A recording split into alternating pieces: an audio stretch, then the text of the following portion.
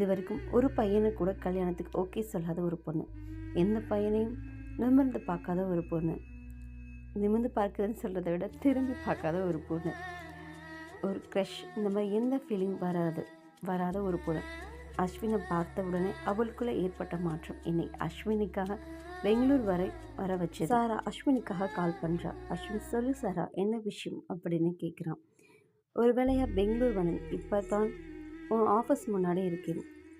அப்படியா, உன்னை பார்த்துட்டு அப்படியே உன்னையும் பார்த்துட்டு போகலாம்னு வெயிட் பண்ணுறோம் நானும் ராமும் சொன்னான். என்ன சொல்கிற? அப்படியா, இந்த உடனே எங்கே இருக்க? உன்னோட ஆஃபீஸ் காஃபி ஷாப்பில் தான், ஆஃபீஸ்க்கு முன்னாடி உள்ள காஃபி ஷாப்பில் தான் இருக்கேன்னு சொல்கிறான். ஓகே வெயிட் பண்ணு, இந்த வரேன்னு சொல்லிவிட்டு அஸ்வின் வேகமாக சாராவை பார்க்க ஓடினான்.